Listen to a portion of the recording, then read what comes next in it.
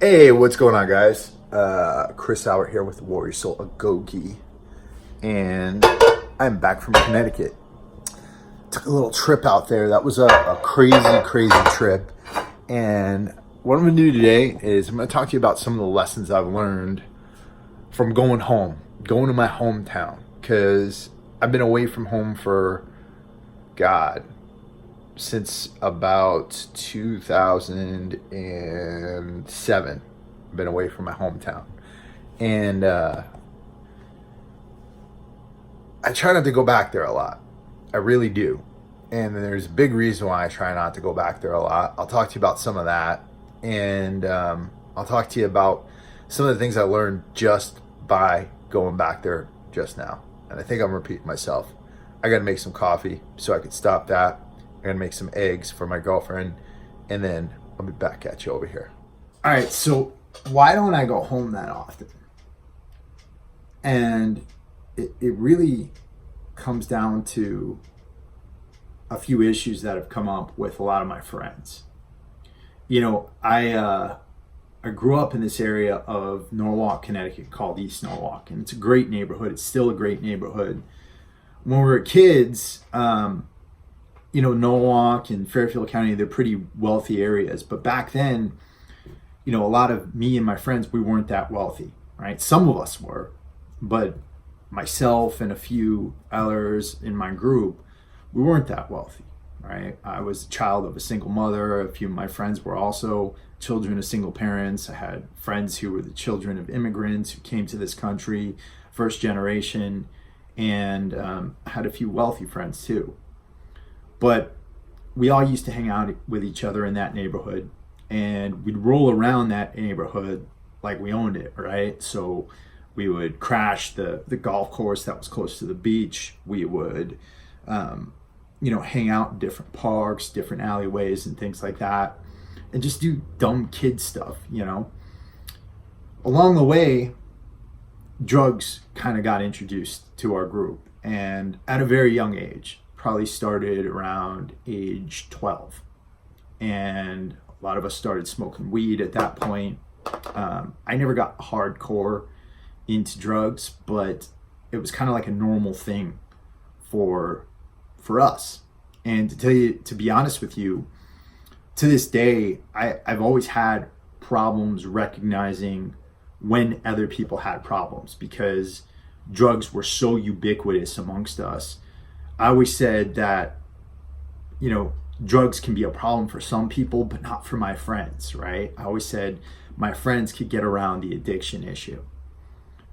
But the reason I went back this time around was to attend a memorial service for one of my friends who passed away last year of a heroin overdose at 38 years old.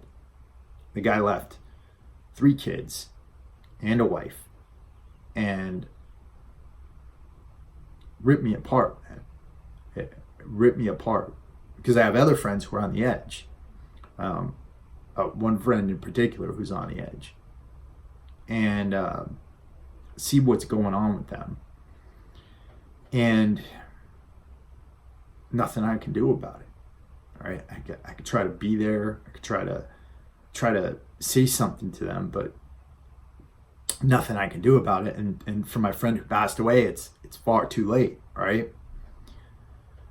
And so a lot of me carries around this kind of shame. The shame that, you know, I tolerated a lot of this stuff growing up. You know, I tolerated the presence of drugs, and when my friends got into hardcore drugs, I never said anything. And to be honest with you, I wasn't there. I left Norwalk pretty much at the age of 18 to go to join the Marine Corps and go off to school. And I came back for a period of time, and I got my own troubles with alcohol. Was drinking far too much. And, you know, I think back on those years and the years where I was partying really hard and how much I might have contributed to their addictions. And, you know, there's part of me that looks at that period of my life and says that, hey, you know what? Every bad thing that's ever happened to you, you deserve it because you weren't a good person back then, and you contributed to a lot of these people falling down, and you contributed to, a few of your friends' deaths. We've lost 10 people from my high school graduating class, not all of them from drugs, but too many from addiction and drugs. And for myself, moving across country was a hard choice. To be honest with you, I don't have a lot of close friends out here in California. I really don't. And so it's hard. It's hard. And that's not to say I don't have people I care about out here. I do. It's just that group, that crew I grew up with, they're so different. And a lot of them are, and not everybody's got problems. Some people are off doing amazing things. One of my friends became a CEO, another one's an architect. He's doing great. I've got another friend who's competing on American Ninja Warrior, another one who became a politician. But the ones we lost, it just weighs heavily on my heart. So here's the thing, and I guess this is what I'm trying to say to you. Number one, when it comes to drugs, I am somebody who thinks that all drugs should be legalized, right? I have hardcore libertarian values, right?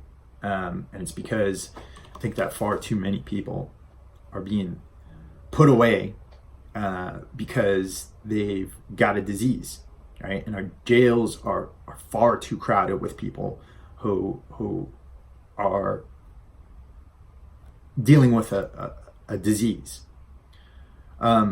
Number two, what I would say is this. Having said that, I believe that drugs are something that you need to have a healthy respect for, and understand that they can grip anybody. Man, I'm going to be all over the place here, guys, and I'm sorry. This is pretty emotional for me, but a few years ago, I did a psychedelic ceremony with something called DMT, dimethyltryptamine. And in the ceremony, I had people gathered around me, and you take this hit of this chemical and you take it into yourself, and immediately you blast off into kind of like another dimension. And I don't know if any of you out there have done it, but you're surrounded by these beings. These beings like came to me and they said, "Why are you here?" And I said, "Because I'm trying to find some answers." And they said, "You're not supposed to be here yet." And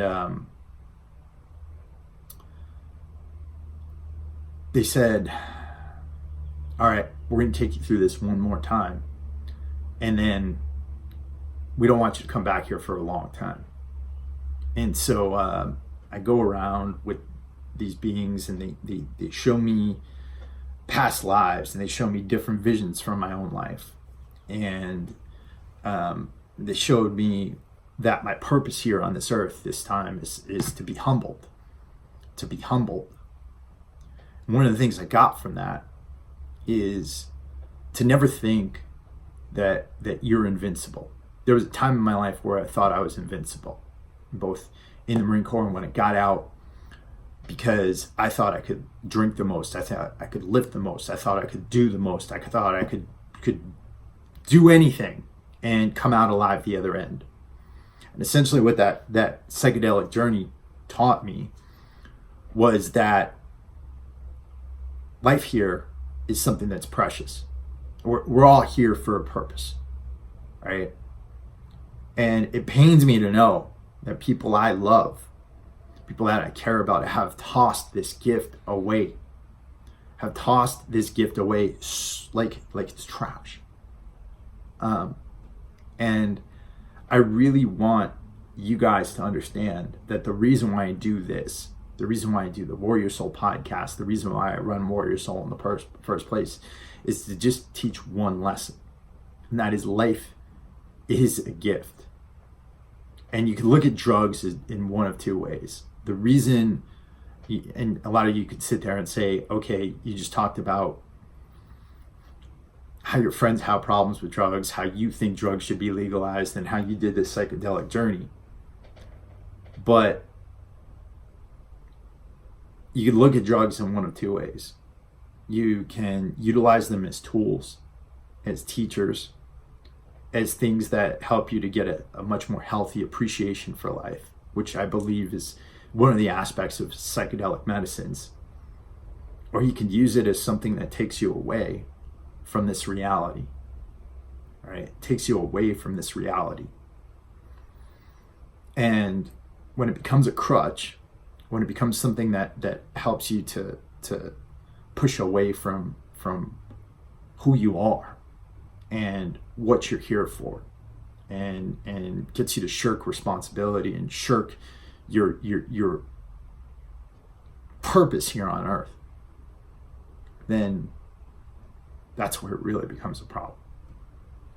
So whether it's alcohol, whether it's weed, whether it's heroin or opiates, guys, if you got a problem, get help. Don't wait till it's too late. And don't toss this gift away. That's what I got today, guys. I'm sorry, all over the place. I hope this makes sense to some of you. And if you got questions, let me know. If you got comments, put them up. Talk to you soon.